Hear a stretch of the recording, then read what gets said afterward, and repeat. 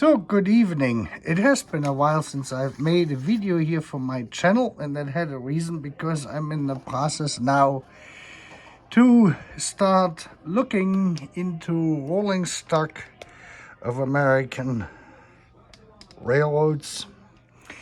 And I live in Bayshore, Kansas, which is right between Kansas City, Union Station, and Lawrence, the first stop west of Kansas City from the Union Station on the Santa Fe Railroad, or the original, what was it, Topeka,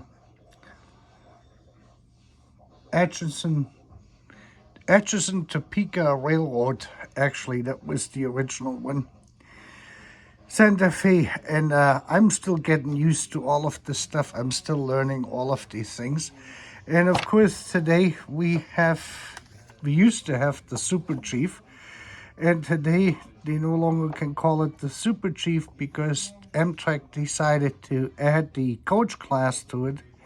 And the Super Chief used to be basically a first class train, similar to what we had in Germany in the 1950s through the early 70s with the Trans-Europe Express, TEE, which then became the Intercity when they added what we call the second class, which is basically coach class. So today it is the Southwest Chief, what they call that, and it comes by my house here about 5 miles south of where I live. Every night, I think around 10 or 11, from Kansas City to Lawrence. And I'm pretty much right in the middle. It's probably a 20-minute, 25-minute drive out to Lawrence to the train station.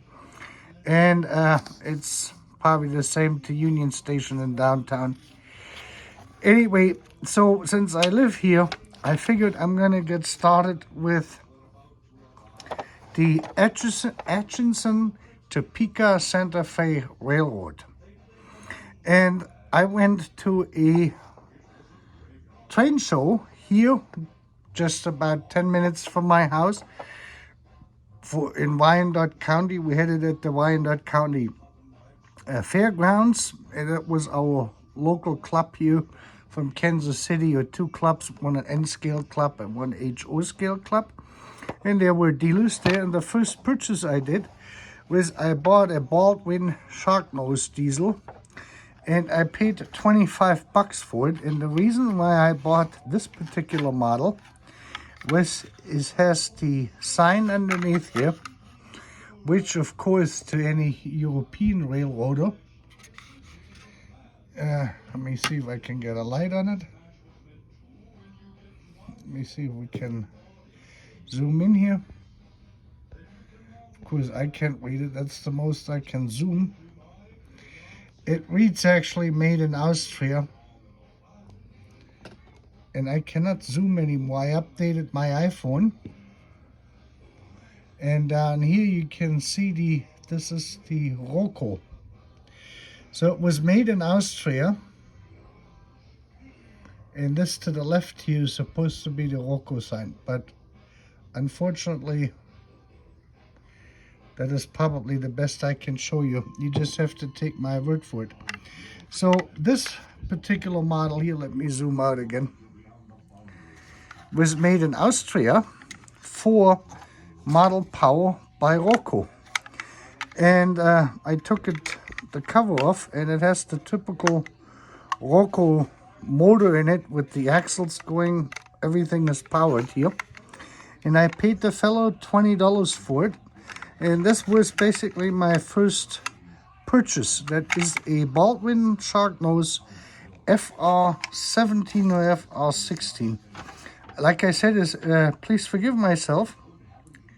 Please forgive me for not knowing this exactly. It was actually the number actually is from Model Power. It is a 720. It is actually in the wrong box, and I gave him $20 in cash for it. And she looks pretty decent. I haven't run her yet on a track. I just applied power to it. And she does power up and seems to be running just fine. And if you're in Europe and you're familiar with Rocco, then you know how the Roco engine sound. And well, that's how this one here sounds.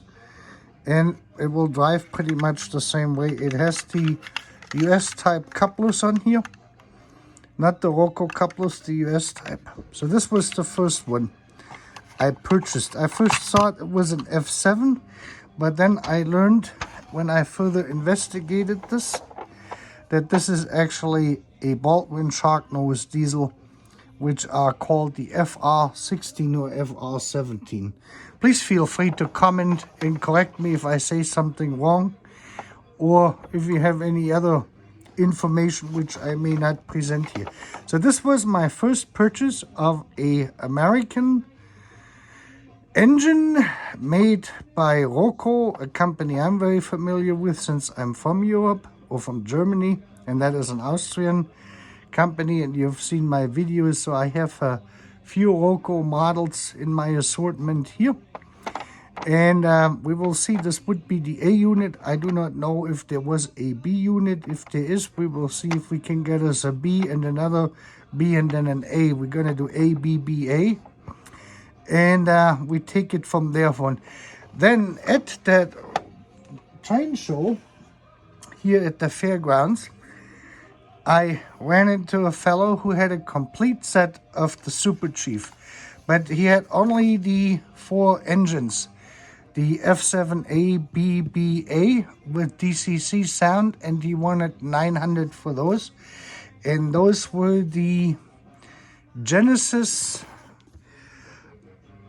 ATHEARN, I cannot pronounce this, ATHEARN, I think something like this you would pronounce it, ATHEARN. And then I looked around it, because $800 for just 4 engines, even with DCC sounds, reduced from $1,000 was a little bit steep for me. So I went online and I educated myself, and I found out that Genesis ATHEARN makes these periodically, and the first run they made of those were made in 2001. And this is what I found online from a fellow in Canada who's getting older, and he has a brand new, that may have run once on a track, set here, and he had all the 9 cars with it. 1, 2, 3, 4, 5, 6, 7, 8, 9, which I'm going to show you here in a minute. So this is the ATHEARN, and you can see we can look through the ventilation. Oops. You can see it. Let me see if we can see this nicely here. They're open and they're supposed to be closing, I believe, when this gets warm in there. And this model was actually made already in, I think, 2001 or 2003. You can see this was probably the Canadian price tag on it of 175 Canadian dollars. I think it was around $125 for this when they came out. The box says made in our favorite country, already made in China, but it is one of the early models, as the copyright on here says 2001 right here, ATHEARN. So, and this is from what I've gathered. So I paid for both locomotives, A and B, F7A, F7B, $131.09. And I thought that was a good price for the condition this is in, since it is basically brand new. You can, I wanted to show you the wheels. The detail of this engine is quite amazing. When we look here, we can see, hopefully in the video too, you see how I can get the light on here.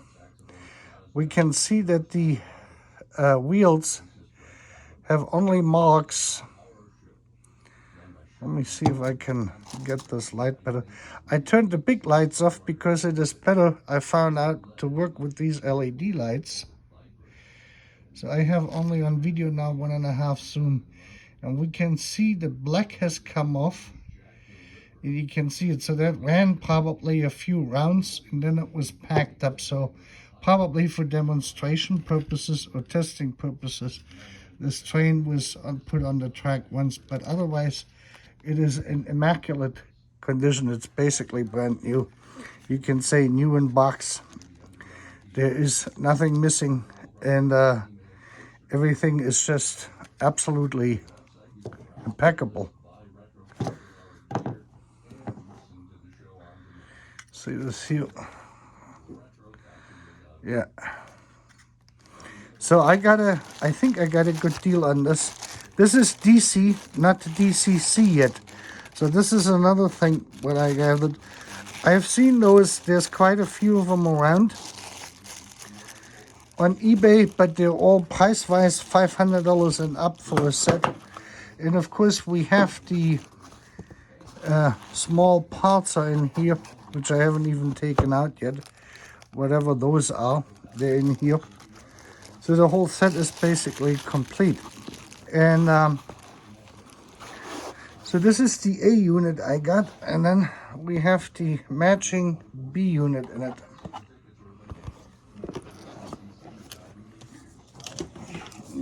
Open that up real quick.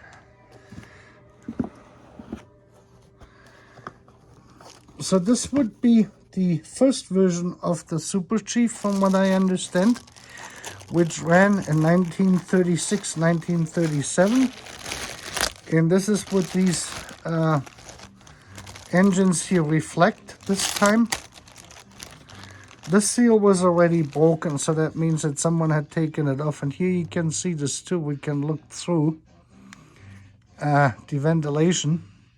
And they say this is supposed to be opening and closing with temperature. I don't know if that is only in the real model or on this one here as well. You can see this, how impeccable this all is. So A and B unit together, $131, and I thought that would be a good deal, so I went for it. And if I'm gonna, I may convert this then later to DC, either with sound or without sound, and that will be seen then. But I got those two units, A and B, and now I need another set, basically A and B. And then I got all 9 cars. For all 9 cars, I paid together $270.64. So about $320 for all of the cars. I'm not gonna unpack all of them. This here is the Vista series, the PS Observation Lounge.